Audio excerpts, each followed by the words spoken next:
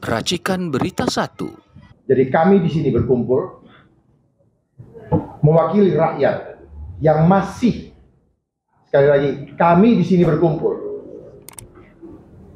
mewakili rakyat yang masih sadar dan ingin mempertahankan fitrahnya untuk menyembah Tuhan, sehingga kami menyatakan menolak dilaksanakannya penyebaran nyamuk berwolbachia, bahkan segala bentuk program kontrol populasi, bukan hanya di wilayah Jakarta Barat, saya ulangi, bukan hanya di wilayah Jakarta Barat, tetapi di seluruh wilayah DKI Jakarta, bahkan di seluruh Indonesia. Mari kita sama-sama ucapkan, ikuti yang di atas. Solus Populi, Solus Populi, Suprema, Lex Esto. Ini artinya adalah keselamatan manusia adalah hukum yang tertinggi. Jadi kami ada di sini hanya untuk itu, bukan yang lain. Terima kasih. Berikutnya saya berikan kesempatan kepada Dr. Tifa, panjangnya saya agak susah, MSc katanya. Ya. Saya persilakan, Bu. Boleh? Bismillahirrahmanirrahim. Assalamualaikum warahmatullahi wabarakatuh. Saya Dr. Tifa Uziat Yasuma, MSc, bergabung bersama Gerakan Sehat untuk Rakyat Indonesia.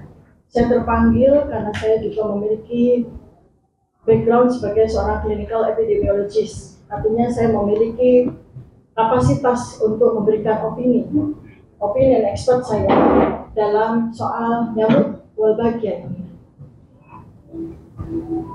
Saya akan memberikan tambahan pemahaman tentang nyamuk Wolbachia ini yang sudah saya tulis di dalam lembaran press conference yang barangkali sebagian dari teman-teman jurnalis yang hadir sudah menerima, dan saya akan memberikan penjelasan yang lebih mendalam lagi.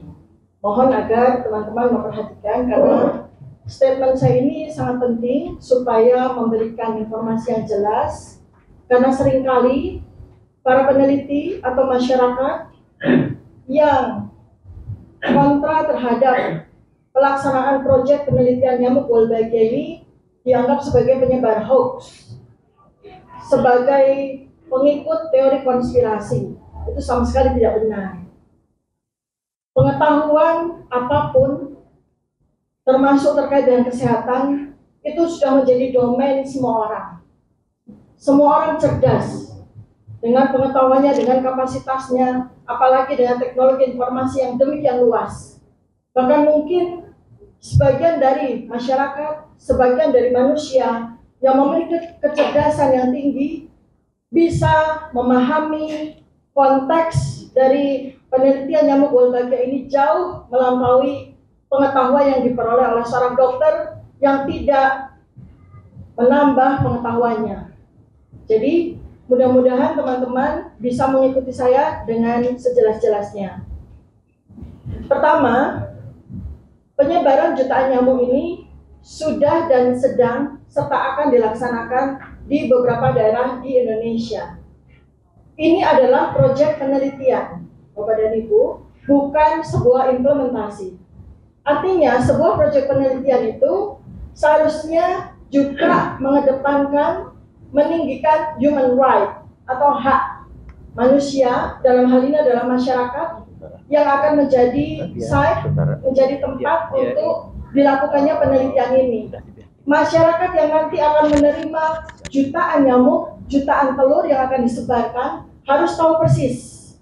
Tetapi sampai dengan hari ini sudah beberapa daerah mengikuti proyek penelitian ini tanpa adanya penjelasan yang berarti dari semua stakeholders yang terlibat dalam proyek penelitian ini. Oleh karena itulah maka kami terpanggil untuk memberikan penjelasan yang clear agar semua masyarakat mendapatkan haknya untuk mengetahui kejelasan latar belakang serta scientific base-nya terhadap proyek penelitian nyamuk Wolbachia ini. Jadi nyamuk Wolbachia ini, sebagian mungkin teman-teman sudah membaca, ini ditemukan bakteri Wolbachia ini sudah lama sekali, 100 tahun yang lalu, oleh seorang peneliti, seorang ilmuwan yang namanya Albert Wolbach. Maka namanya bakteri ini kemudian diberi nama sesuai dengan namanya, bakteri Wolbachia. Sejalan dengan penelitian terus berjalan sampai 100 tahun dari sekarang, bakteri Wolbachia ini sudah menjadi semacam bakteri yang established, menjadi objek penelitian dari para peneliti. Kemudian selama kurang lebih 20 tahun yang lalu, sejak tahun 2000, sejalan dengan penemuan dan pengembangan genetic engineering, teknologi di dalam melakukan pengembangan organisme makhluk hidup yang dilakukan untuk berbagai macam kepentingan, maka termasuk di dalamnya adalah bakteri Wolbachia ini yang ditemukan dia memiliki fungsi sebagai, istilah saya, kontrasepsi alami bagi nyamuk dan serangga. Pendekatan baru ini untuk mengurangi populasi nyamuk dengan fokus pada metode pengendalian yang didasarkan pada pelepasan nyamuk, termasuk pelepasan nyamuk berwolbachia dan strategi untuk memodifikasi faktor secara genetik. Sebagaimana juga sudah disampaikan oleh peneliti nyamuk Wolbachia yang sekarang sedang berjalan di Indonesia dalam beberapa kali paparan di beberapa kesempatan. Proyek penelitian nyamuk Wolbachia di Indonesia menggunakan metode replacement. Replacement artinya penggantian. Apa maksudnya? Maksudnya adalah tujuan penelitian nyamuk Wolbachia yang dilakukan di Indonesia ini adalah nantinya diharapkan nyamuk Aedes aegypti yang menjadi faktor atau menjadi host dari virus dengue akan, yang tidak memiliki bakteri Wolbachia di dalam tubuhnya, itu akan musnah dan kemudian digantikan dengan nyamuk Aedes aegypti yang semuanya berwolbachia. Artinya pengaturan sejumlah kurang lebih 50% nyamuk Aedes aegypti tanpa Wolbachia dan 50% nyamuk Aedes aegypti dengan Wolbachia itu adalah mekanisme Tuhan Yang Maha Kuasa sendiri dalam melakukan penyeimbangan populasi secara alami sesuai dengan sunatullah, sesuai dengan hukum Allah. Namun demikian, bukti ilmiah atas dampak dari metode replacement yang bertujuan pemusnahan organisme alami ini, baik dampak interkoneksi triangulasi genetika antara nyamuk, virus dengue, dan manusia yang terlibat, serta dampak ekologinya apabila nyamuk Aedes aegypti alami itu dimusnahkan, masih belum bisa dibuktikan aman atau tidaknya dalam waktu singkat. Metode replacement ini, supaya Bapak dan Ibu semua ketahui, menggunakan cara introgresi transient Wolbachia ke dalam populasi nyamuk Aedes aegypti. Introgresi didefinisikan sebagai integrasi materi genetik yang stabil dari satu spesies ke spesies yang lain melalui persilangan balik yang berulang-ulang. Jadi di sini bahwa pernyataan bahwa proyek penelitian nyamuk Wolbachia ini tidak menggunakan rekayasa genetik sama sekali tidak benar. Karena ketika genetic engineering itu sudah jamak dilakukan dalam berbagai penelitian yang menggunakan organisme selama 20 tahun ini, maka di tahun 2023 tiba-tiba ada sebuah penelitian yang menggunakan metode tradisional, itu tidak masuk dalam common sense, tidak masuk akal. Pasti ada genetic engineering yang digunakan. Dalam hal ini, bakteri Wolbachia, materi genetikanya telah dimodifikasi dan diinjeksikan kepada telur nyamuk, kepada nyamuk dewasa jantan dengan menggunakan micro injection. Embrio dari bakteri Wolbachia jantan yang dimodifikasi dengan suntikan microinjection itu akan kemudian membawa semua nyamuk yang diproduksi itu akan memiliki bakteri Wolbachia di dalam tubuhnya. Di dalam tubuhnya itu di mana? Di dalam intraselnya. Di dalam intraselnya. Ini yang harus diketahui oleh masyarakat.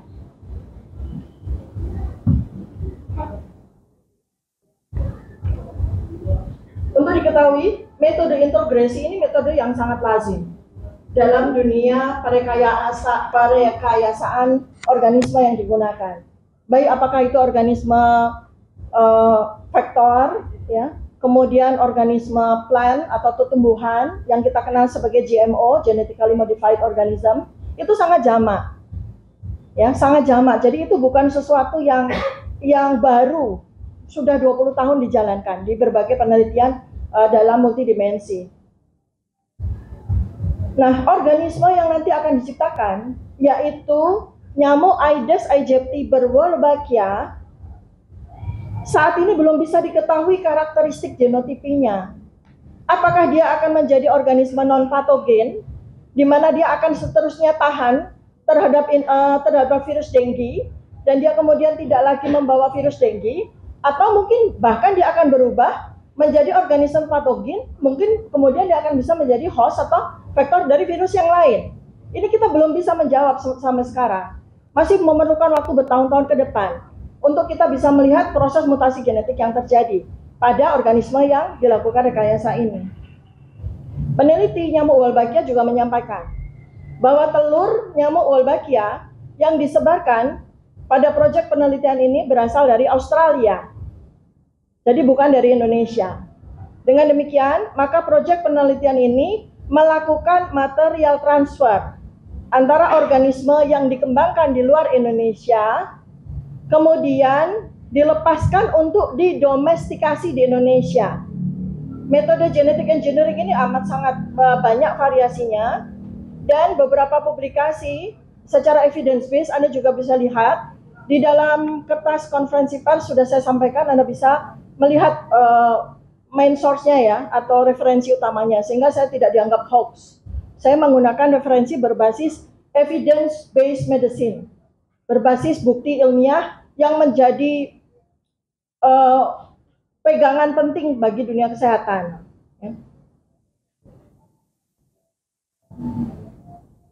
Pendekatan salah satu yang digunakan untuk memproduksi telur dan nyamuk berwolbachia itu adalah menggunakan teknologi gene drive. Antara lain CRISPR-Cas9, artinya genetic editing dipergunakan di sini. Nah, maka akan ada gen yang menjadi kompensasi, teman-teman, bagi gen yang diedit, di mana kita tidak akan pernah tahu bagaimana nanti mekanismenya atau perjalanan genetika ke depannya terhadap gen yang diedit tersebut. Mengapa gen ini perlu diedit? Karena itulah yang nanti akan membuat nyamuk terkontrol kesuburannya. Mana nyamuk yang kemudian akan tetap subur, yang akan menghasilkan nyamuk berwolbachia generasi berikutnya dan seterusnya. Mana nyamuk yang akan mengalami kemandulan. Tidak bisa dilakukan dengan metode tradisional. Tidak bisa dilakukan dengan metode alami. Jadi memang harus menggunakan metode berteknologi.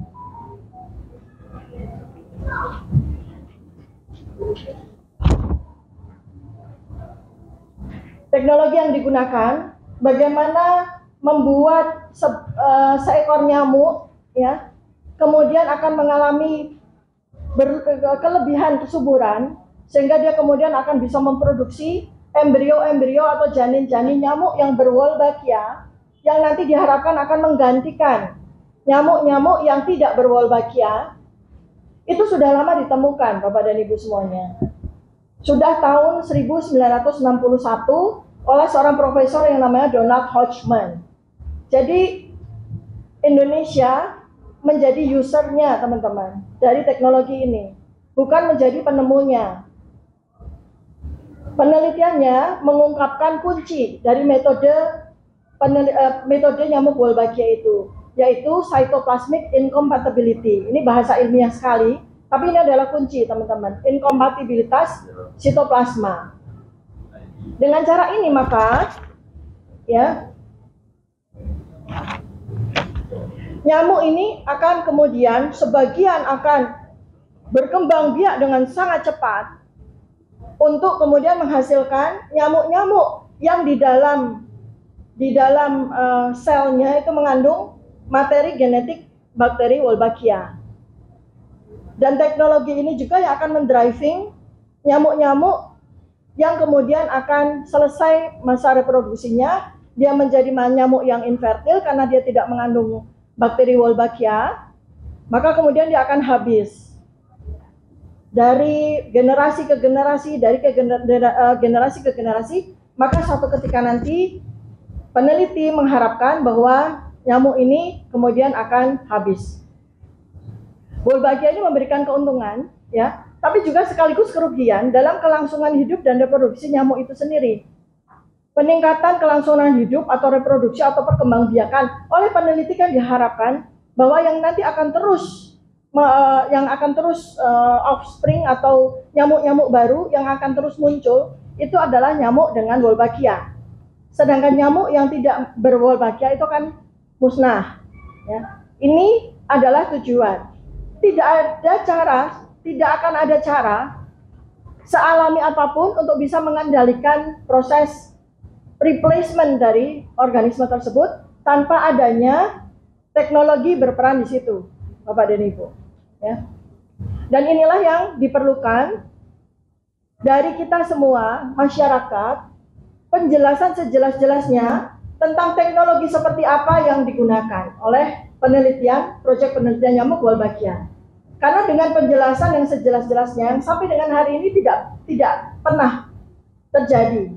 Karena selama ini masyarakat hanya diberikan penjelasan dari satu sisi saja. Sementara penjelasan-penjelasan yang memberikan pemahaman yang lebih komprehensif dan yang lebih lengkap tidak pernah diberikan kesempatan.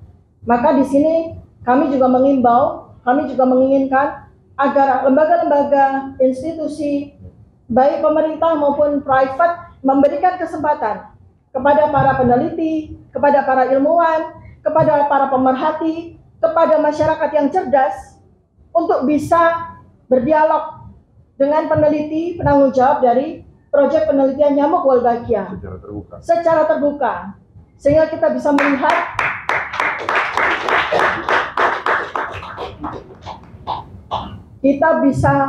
mendapatkan gambaran yang jelas, gambaran yang sempurna dari proyek penelitian Wolbachia. Untuk akhirnya kita semua masyarakat Indonesia setelah mendapatkan penjelasan yang komprehensif, kita yang berhak untuk menentukan apakah proyek penelitian ini layak untuk diteruskan atau harus dihentikan. Ya, jadi ini yang sangat diperlukan bagi kita semua. Itu adalah hak bagi kita untuk mendapatkan penjelasan sejelas-jelasnya. Nyamuk Wolbachia ini nantinya sesuai dengan teori yang dimiliki oleh para peneliti itu akan berinteraksi dengan organisme yang lain, dengan serangga yang lain, dengan nyamuk-nyamuk yang lain yang di Indonesia ini jumlahnya ada 400 spesies nyamuk. Bagaimana kita bisa memastikan bahwa nyamuk berteknologi ini yang sudah direkayasa kelahirannya menjadi nyamuk Aedes aegypti Wolbachia dan tidak ada satupun diharapkan nanti ada nyamuk Aedes aegypti non Wolbachia itu interaksinya secara alamiah dengan serangga yang lain. Ini jelas sangat memerlukan kajian-kajian, baik dari sisi klinis, baik dari sisi epidemiologis, entomologis maupun ekologis.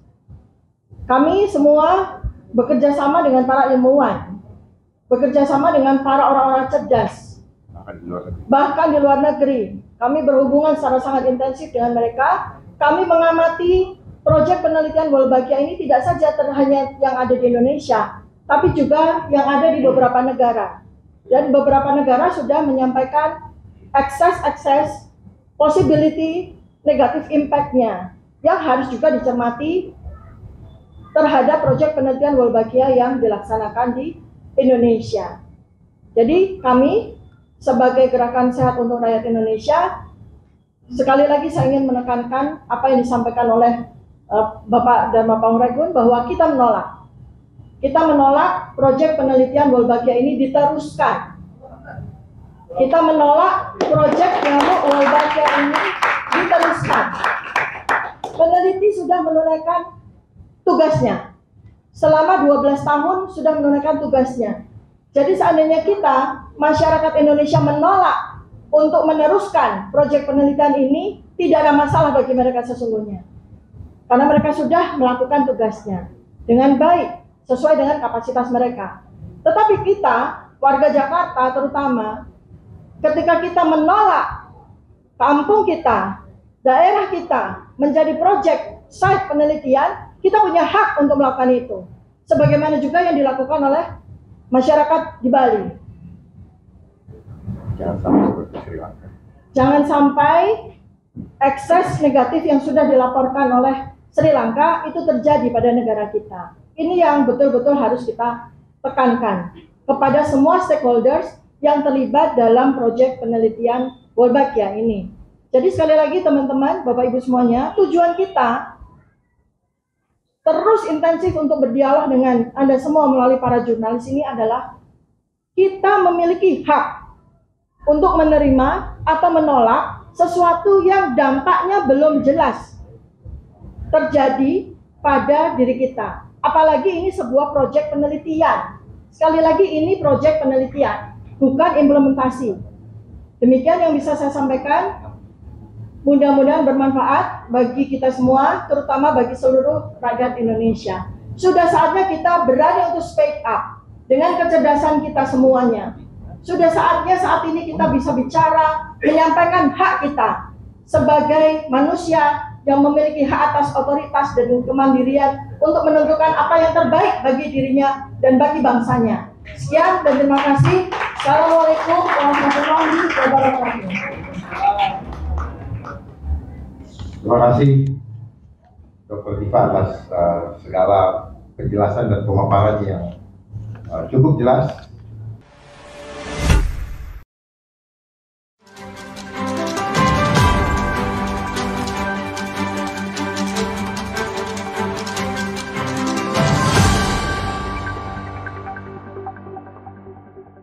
Racikan Berita 1.